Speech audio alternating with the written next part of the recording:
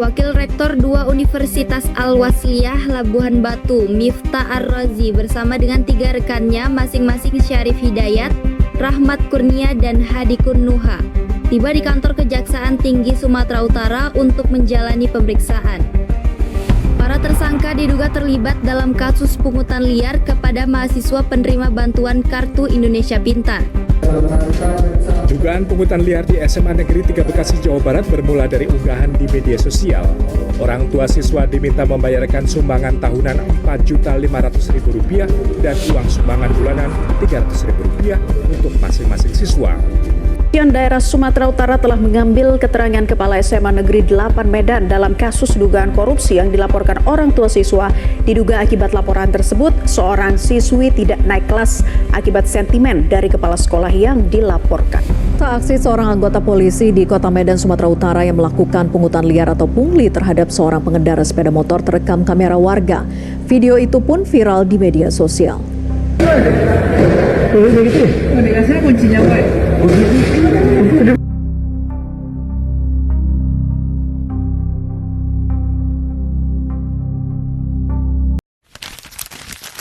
Halo sahabat hukum, selamat datang dalam podcast kami, yaitu dengan tema korupsi kecil, masalah besar. Di sini kami akan membahas tentang korupsi yang tidak tergolong besar, yang biasa ditangani oleh KPK, melainkan kami membahas korupsi yang tergolong kecil, yang biasanya kita jumpai di lingkungan birokrasi, pelayanan publik, dan beberapa pungutan liar yang biasa dipakai sebagai uang pelicin.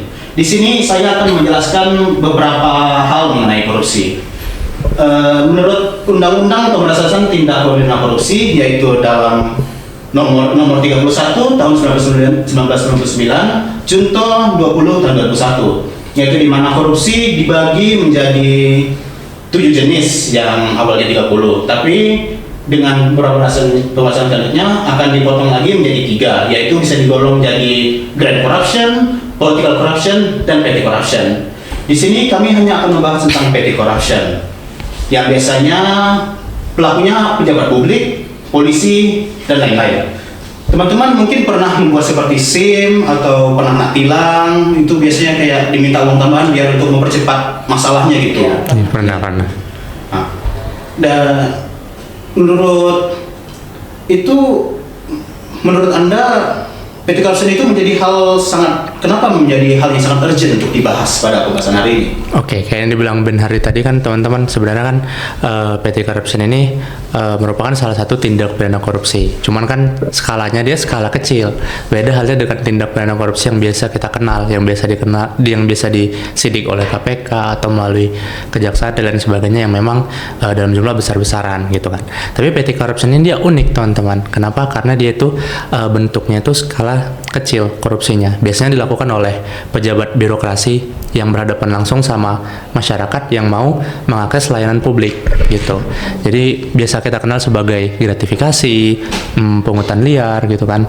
Atau sederhananya kayak awam bagi kita tuh uang pelicin lah istilahnya. Mungkin kawan-kawan juga pernah kena gitu. Aku juga pernah diminta kayak gitu. Sebenarnya yang menjadi urgent adalah pertama, kalau kita lihat dari sisi korupsinya, sebenarnya kan seharusnya masyarakat yang ingin mengakses layanan publik itu mengaksesnya secara mudah, secara murah, secara gratis gitu kan. Itu bisa juga kita lihat juga gitu kalau kita atau kita berurusan sama di kantor administrasi publik, biasanya ada tuh tulisan wilayah integritas atau zona bebas korupsi kayak gitulah gitu kan. Tapi kan kenyataannya berbeda gitu. Yang mana ketika kita misalnya sesederhana ngurus SIM, KTP atau surat domisili dan lain sebagainya, biasanya ada tuh pungutan liar, baik yang kita jadi korbannya langsung ataupun kita ngelihat pelakunya sama orang lain gitu. Aku pernah juga tuh ngelihat di salah satu kantor administrasi publik gitu. Dan kenapa sih ini menjadi urgent gitu buat kita bahas? Karena korupsinya ini kan dilaksanakan secara terang-terangan gitu kan. Ini udah menjamur di masyarakat gitu, bahkan di sekitar kita. Tapi yang jadi masalah adalah ketika si masyarakatnya, si korban notabene-nya itu menerima. Atau dalam hal ini disebut sebagai permisivitas. Permisivitas itu kondisi di mana korban dari tindak pidana korupsi kecil ini menerima dan mewajarkan tindakan korupsi itu tadi gitu. Dan ini yang menjadi masalah, kenapa makanya ini urgent buat kita bahas kayak gitu. Aku mau berangkat deh dari fakta dan datanya. Ternyata berdasarkan hasil survei Global Corruption Barometer Asia tahun 2020 di Indonesia, ternyata ditemukan bahwa 30% publik mengaku pernah membayar suap ketika mengakses layanan publik. Bahkan dari situ tingkat praktik suap di Indonesia itu berada pada tingkat ketiga loh dari 17 negara yang disurvei. Ternyata ada dua faktor utamanya. Pertama, memang ada celah untuk melakukannya dari sisi birokrasinya, dari sisi pengawasannya, dari sisi atas ke bawah. Dan yang kedua, memang dari si masyarakatnya yang memang memiliki sikap permisivitas yang cukup tinggi gitu, penerimaan, pewajaran kayak gitu. Ini yang jadi masalah. Dari survei yang sama ternyata akses terhadap pelayanan publik dengan menggunakan suap itu ditemukan dari beberapa alasan. 3% alasannya itu karena sebagai tanda terima kasih. Jadi publik itu merasa ya ini tanda terima kasihku supaya mudah gitu. Dan 25%-nya itu memang diminta membayar biaya uang pelicin itu tadi. Jadi si pejabat publiknya nih yang minta langsung gitu. Pegawai birokrasinya ini kan udah bahaya gitu kan. Yang satu lagi ada 21% ditawari agar membayar suap demi proses yang lebih cepat. Jadi diiming-imingi bayar dong segini, walaupun memang korupsinya kecil ya, paling 50.000, paling 100.000 gitu, paling 200.000 paling tinggi gitu.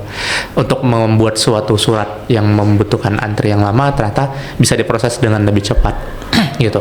Tapi kan ini bahaya banget gitu. Kenapa? Walaupun korupsinya kecil-kecilan kawan-kawan, ternyata dampaknya bisa ke arah yang lebih besar karena ini membuka celah bagi si pelaku untuk melaksanakan korupsi yang lebih besar lagi. Karena suatu hal yang besar kan dimulai dari hal yang kecil, terutama ya korupsi gitu kan.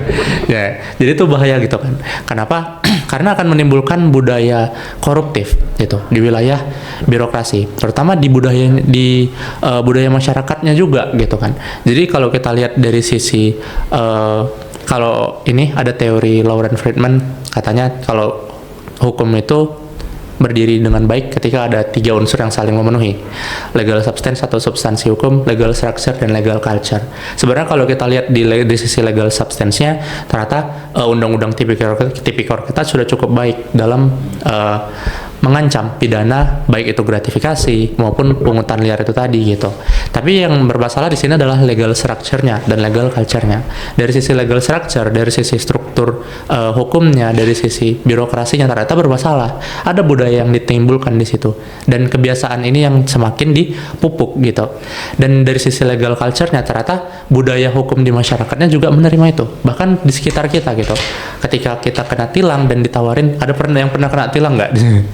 Pernah ditawarin bayar gitu dan membayar kita.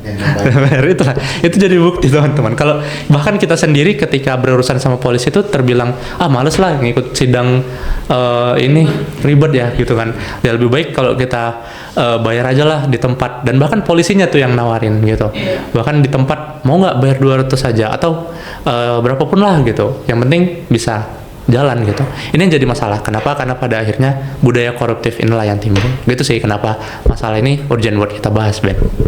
Oke, jadi menurut saya bahwa dari penjelasan teman petty corruption ini biasanya dilakukan oleh dalam skala kecil-kecilan yang membuat yang biasanya masyarakat bilang biasa aja lah itu, nggak ada masalah, tinggal bayar bebas. Tapi dari teman-teman sekalian, ada nggak yang pernah mengalami? Kalau bisa, tolong diceritakan pengalamannya. Mungkin saya lah yang menceritakan terkait pengalaman saya lah tentang petty corruption ini. Seperti yang mungkin tadi sahabat Tegar sudah sebutkan kan, pasti kan kita pernah kena tilang tuh kita sama polisi kan. Mungkin gara-gara ada sebab muasalnya kan. Kalau saya ya pribadi itu pernah kena tilang sekali gara-gara gak punya plat belakang. Kebetulan habis kecelakaan kan,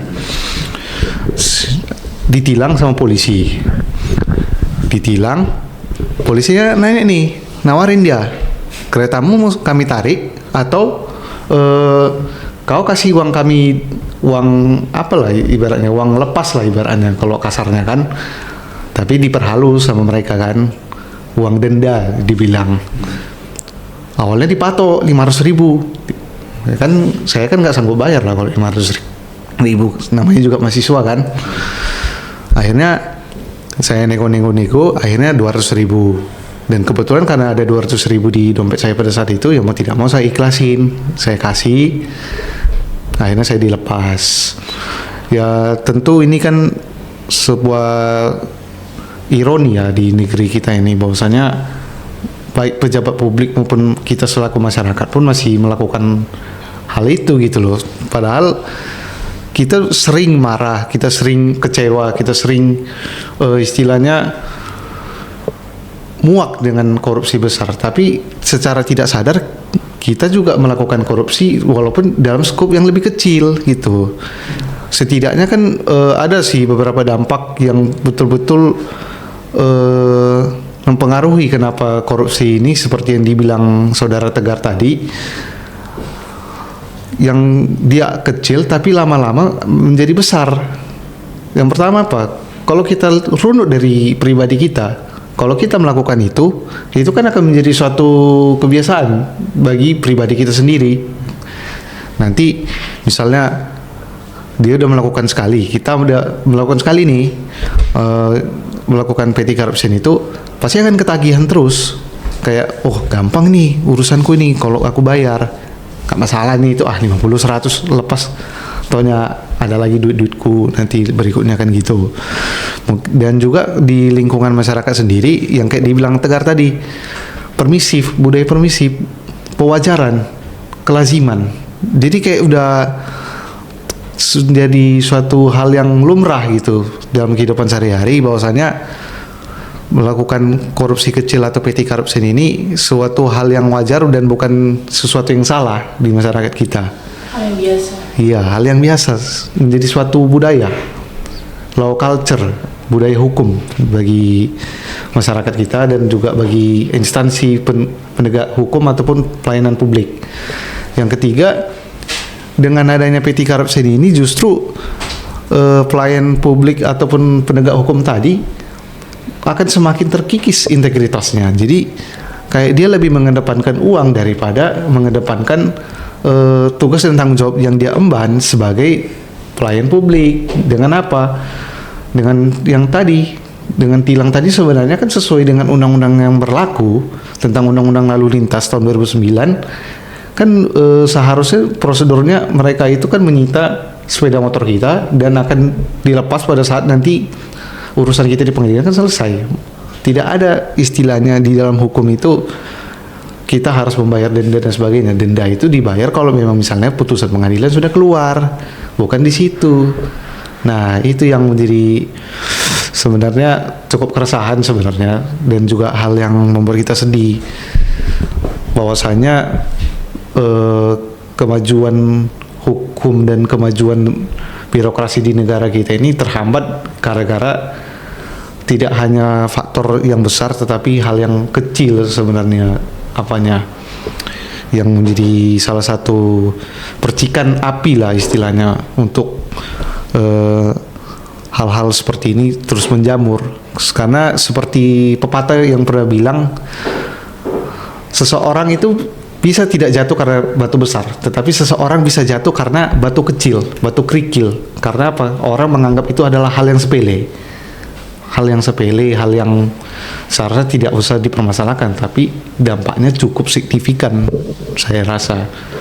Mungkin itu saja sih pengalaman yang bisa saya bagi ke kawan-kawan. Ya harapannya ke depannya masyarakat kita dan terutama kita juga bisa semakin sadar lah akan bahayanya petty corruption ini demi kemajuan birokrasi dan penegakan hukum di Indonesia. Mungkin itu dari saya. Terima kasih Saudara Iwan. Aneh sekali pelaku-pelaku anti korupsi ini. Karena ini kan mereka seolah-olah kayak ya mudah lah, mereka punya akses gitu lah ya kan gitu. Iya, jadi gara-gara hal kepentingan pribadi mereka majukan dulu. Jadi profesionalisme mereka buang gitu demi mendapatkan keuntungan pribadi. Jadi menurut teman-teman sekalian, apa yang kita sebagai generasi penerus bangsa ini bisa kita lakukan untuk menanggulangi masalah yang sering terjadi di negara kita ini?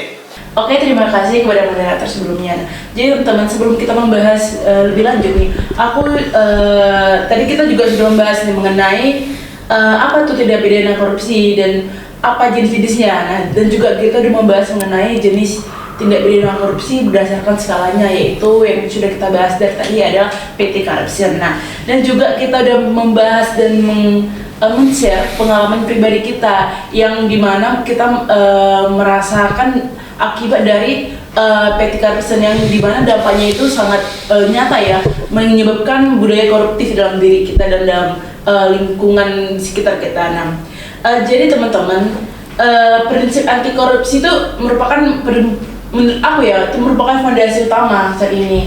Nah, jadi sebenarnya tujuan kita membahas tentang korupsi ini, terutama petty korupsi ini, sebenarnya itu adalah untuk menyadarkan masyarakat bahwasannya korupsi dalam skala apapun, dalam jenis apapun itu harus kita berantas. Nah, apalagi korupsi yang dalam skala kecil yang dimana dilakukan secara berulang-ulang dan juga secara bisa dibilang sebagai kebiasaan begitu. Nah, jadi oleh karena itu kita perlu membahas nih teman-teman mengenai anti korupsi itu, yang terutama itu mengenai prinsip anti korupsi. Yang kedua juga ada peran integritas, dan yang ketiga itu ada advokasi atau mengajak pada masyarakat untuk memberantas korupsi ini.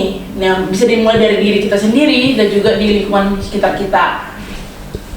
Oke, yang pertama saya akan membahas nih mengenai prinsip anti korupsi. Nah, yang dimana prinsip anti korupsi ini itu menjadi fondasi utama untuk membangun sistem yang bersih. Nah, jadi prinsip anti korupsi ini didasarkan pada nilai-nilai universal yang diakui oleh lembaga internasional, yaitu Perserikatan Bangsa-Bangsa atau PBB dan Transparansi Nasional. Nah, jadi aku mengambil 4 prinsip anti korupsi. Yang pertama ada transparansi, akuntabilitas, yang ketiga ada integritas, dan yang keempat ada partisipasi masyarakat. Apa sih arti dari 4 prinsip anti korupsi ini? Nah, jadi yang pertama aku jelaskan mengenai transparansi. Nah, jadi yang diartikan transparansi adalah setiap proses dalam pengambilan keputusan, pengelolaan anggaran, dan juga pelaporan keuangan pemerintah itu harus bersifat terbuka, bersih, dan juga dapat diakses oleh masyarakat. Kenapa sih hal ini harus terjadi? Karena supaya tidak ada terjadi penyalahgunaan anggaran gitu. Selanjutnya akuntabilitas. Nah, jadi akuntabilitas ini diibaratkan adalah pengawasan atau bisa kita kenal dengan audit internal seperti itu. Dan selanjutnya ada integritas. Nah, jadi prinsip ini adalah lebih menekankan tentang komitmen kita, tentang etis, dan tentang integritas kita. Jadi harapannya dari integritas ini kita tuh berkomitmen tidak menggunakan jabatan atau kewenangan kita untuk melakukan korupsi dalam skala kecil atau petty corruption. Nah, yang terakhir itu ada partisipasi masyarakat. Nah, jadi harapannya nggak hanya birokrasi, nggak hanya pemerintahan atau lembaga aja yang memerangi atau yang memberantas korupsi ini, tapi mulai dari masyarakat udah bisa lah kita berpartisipasi untuk memberantas korupsi ini, lebih ke korupsi dalam skala kecil atau petty corruption. Nah, selanjutnya adalah apa sih pentingnya peran integritas dalam memerangi korupsi. Jadi teman-teman, tanpa adanya integritas, prinsip-prinsip yang udah saya jelaskan di atas tadi itu tidak ada gunanya. Ibaratnya adalah kata tanpa perbuatan. Nah, jadi di sini saya merangkum 2 peran integritas di dalam memerangi korupsi. Yang pertama adalah peran integritas individu dan juga peran integritas institusional. Nah, jadi peran integritas individu adalah kita berperan dalam diri kita, bahwasannya kita itu harus menolak budaya untuk tidak berkorupsi, mulai dari diri kita sendiri, ajak diri kita sendiri, tanamkan kepada diri kita sendiri untuk tidak bersikap dan tidak mau membudayakan yang budaya korupsi dalam skala kecil tadi yang dijelaskan oleh teman-teman kita semua. Nah, jadi untuk yang kedua adalah peran integritas institusional. Apa sih maksudnya ini? Nah, jadi kita bisa melihat lembaga Komisi Pemberantasan Korupsi kita atau KPK. Nah, harapannya lembaga ini dia bisa berintegritas sehingga masyarakat atau khalayak umum bisa melihat bahwasannya dari lembaga ini bisa tercerminkan budaya yang baik dan meninggalkan budaya koruptif yang tidak baik. Nah, yang terakhir adalah advokasi. Advokasi yaitu ajakan kepada masyarakat untuk menolak petty corruption. Nah, di sini saya mengambil tajuk adalah tolak normalisasi petty corruption. Nah, jadi petty corruption seperti menyuap, mau memberikan uang pelicin, terus memotong kompensasi dan mempermudah segala administrasi dengan adanya korupsi. Ini merupakan hal yang bisa dibilang sangat fatal jika kita lakukan terus berulang-ulang. Kenapa? Karena jika hal yang kita lakukan berulang-ulang itu akan menimbulkan namanya kebiasaan. Kebiasaan akan menimbulkan namanya budaya. Nah, kalau namanya budaya itu sangat susah untuk dilepaskan dan dihilangkan. Nah, jadi teman-teman, namun ini adalah kesalahan fatal bagi kita untuk menormalkan korupsi secara sistemiknya.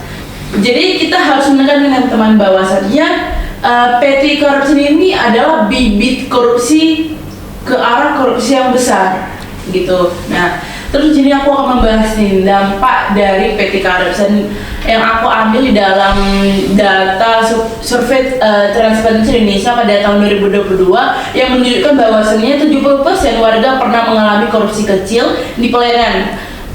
Kerugiannya ini bisa mencapai triliunan per tahunnya. Nah, hal ini kan juga bisa merusak moral dari generasi bangsa, teman-teman. Nah, karena hal ini sudah dianggap sangat wajar begitu karena adanya kebiasaan tadi. Nah, jadi kenapa sih petty corruption atau budaya kecil korupsi kecil-kecil ini harus kita tolak? Nah, jadi alasannya adalah normalisasi petty corruption ini itu dapat menciptakan adanya kultur atau budaya. Nah, jadi di mana korupsi yang kecil itu korupsi yang besar itu lahir dari korupsi yang kecil. Jadi di sini kita harus memberi atau menyuarakan bahwasannya kepada masyarakat bahwasannya korupsi yang kecil itu dapat membuat budaya korupsi yang besar. Oleh karena itu kita harus mulai dari diri sendiri, baru dari lingkungan masyarakat dan baru ke lembaga pemerintahan, begitu. Agar kita bisa melindungi masa depan kita, anak-anak cucu kita ke depannya. Nah, teman-teman, kita wajib membangun budaya integritas mulai dari diri sendiri. Saudara-saudara sekalian, mari kita tolak normalisasi budaya petty corruption sebagai tanggung jawab kolektif.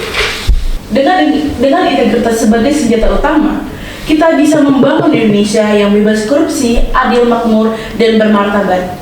Mari bertindak sekarang, tolak yang kecil, cegah yang besar. Terima kasih Saudara Tamar untuk penjelasan tadi. Jadi teman-teman, petty corruption itu hanyalah korupsi kecil-kecilan yang biasanya dianggap oleh masyarakat sekitar hal-hal yang biasa, yang biasa dilakukan untuk seperti mengizinkan, untuk mempermudah masalah pada polisi dan sebagainya.